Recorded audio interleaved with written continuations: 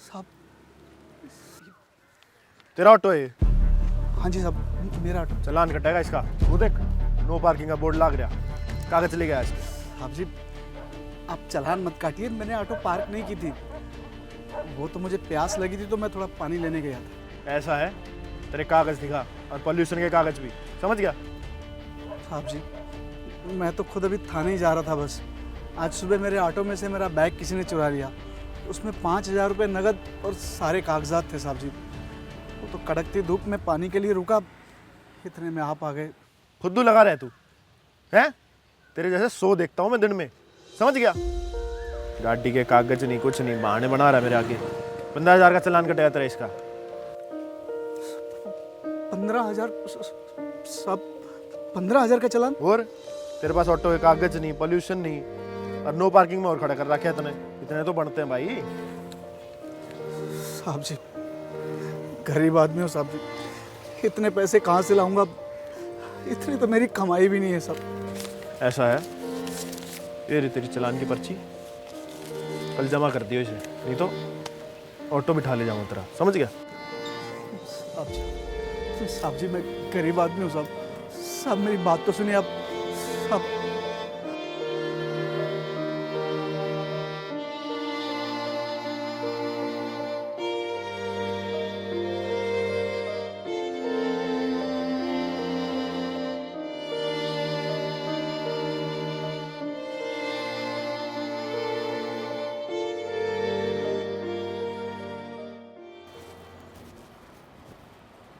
अरे रमेश जी, आपके ही घर आ रहा था मैं। जी, मेरे घर? हाँ, ये देखो, ये आपका ही बैग है ना? इसमें आपका लाइसेंस देखा मैंने, एड्रेस देख के आपके ही घर आ रहा था मैं। कल आपके सारे डॉक्यूमेंट चोरी हो गए थे ना, तो ये सारे मिल गए हैं, और आपके 5,000 रुपये भी जल्दी मिल जाएंगे। आपके जो चालान थे ना, वो मैडम ने भर दिए। साहब, कौन सी मैडम ने भर दिया? अरे कमिश्नर मैडम ने, आपको जानती हैं वो। साहब जी, मुझे एक बार वो मैडम जी से मिलवा देंगे क्या? मैडम जी तो निकल गए थे, शायद पार्किंग में होंगे। आओ जल्दी चलो। मैडम जी, मैडम जी, ये रमेश जी आपसे कुछ बात करना चाह रहे थे। मैं चलता हूँ मैडम जी। मैडम जी, मैंने सुना है आपने मेरा 15,000 का चालान भर दिया। क्यों?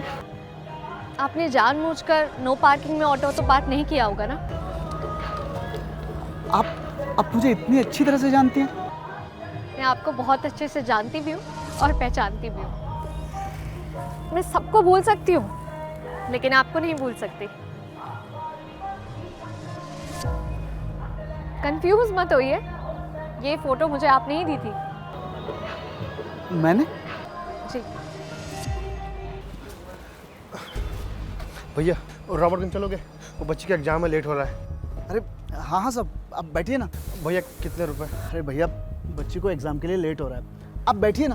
भैया वो स्ट्राइक चल रहा है ना, तो बाकी ऑटो वाले 2,000 रुपये बोल रहे थे, इसलिए पूछ रहा था। देखिए, मैं मीटर से 1 रुपया भी फालतू नहीं लूँगा। आप बैठिए, बैठिए बैठिए।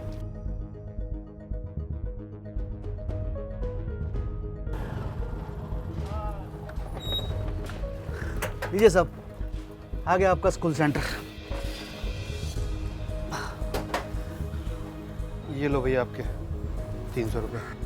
अरे नहीं साहब, इसकी कोई ज़रूरत नहीं। और भैया आपने तो बोला था मीटर से जितने होंगे आप ले लोगे।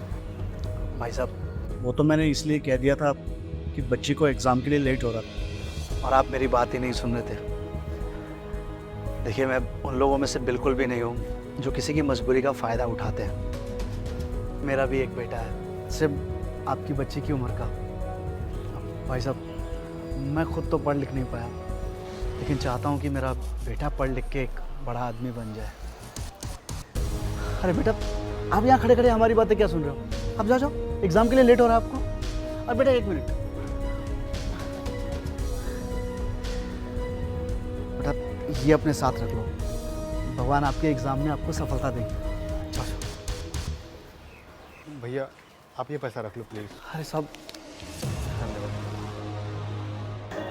बेटा तुम सच में इतनी बड़ी हो गई बेटा, इतनी बड़ी कि अब चोरों को भी पकड़ने लगी।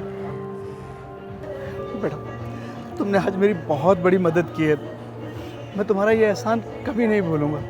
मैंने आप पर कोई एहसान नहीं किया। ये तो मेरा फ़र्ज़ बनता है ना। अगर उस दिन एग्ज़ाम वाले दिन आप मुझे टाइम से सेंटर नहीं पहुंचाते तो मैं कभी अपना एग्ज़ाम नहीं दे पाती और शायद इस काबिल नहीं बनती कि दूसरों की हेल्प कर पाऊँ। तो आप मुझे थैंक यू बोल के मुझे शर्मिंदा मत कीजिए। नहीं बेटा, वो सब तो तुम्हारी अपनी मेहनत थी, मैंने कुछ नहीं किया बेटा। भगवान हमेशा तुम्हारा साथ दे बेटा, तुम्हें कामयाब रखे, खुश रखे बेटा।